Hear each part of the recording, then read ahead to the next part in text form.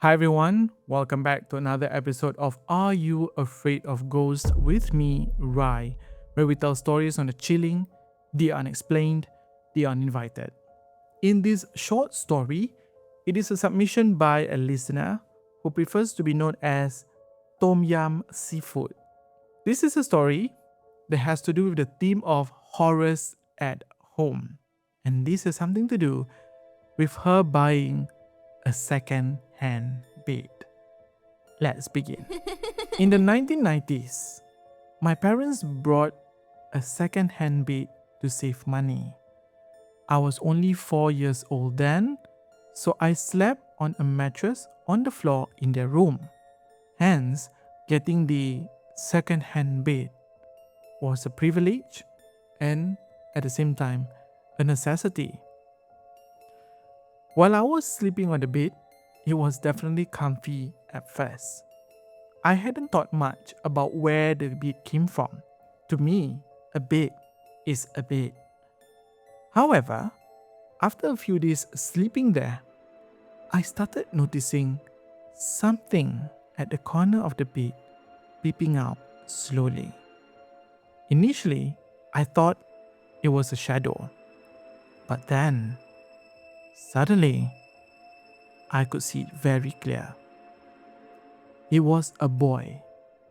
He will come out from behind the bed, and every time he comes out, he will ask me to play. Every night, I would stay awake, waiting for him to come out from the shadows. I would spend time to sit with him, play, and giggle. To me, it didn't scare me because I look at it as a friend.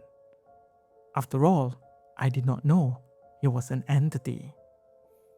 It was until one night my mom woke up because she heard me giggling. So then she asked me, "What are you doing? Why are you laughing so much at night?"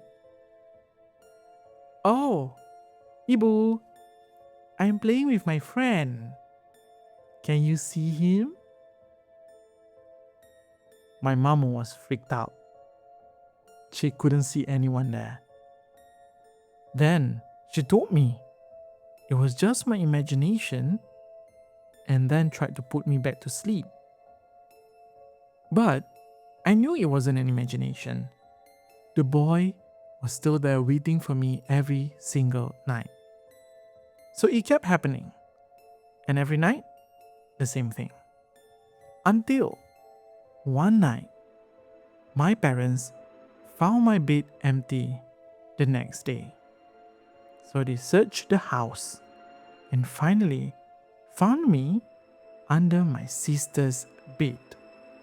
So what happened was, on that night, the boy has told me to follow him into my sister's room.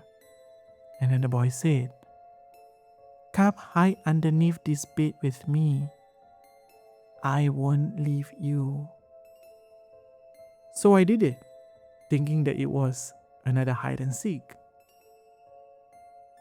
So when I told my parents that morning, after they searched for me the whole entire night and only found me beneath my sister's bed, they were freaked out. They were wondering, why is it that there's a boy who actually asked my daughter to hide underneath the bed. And he also mentioned he would not leave me. From that day on, my parents immediately threw the bed away and they saved up a little bit more to buy a new one. But from that day on, I started seeing things that others couldn't. In other words, I did not just only see the boy, I see more than that. That's the end of my story. Tom Yam Seafood.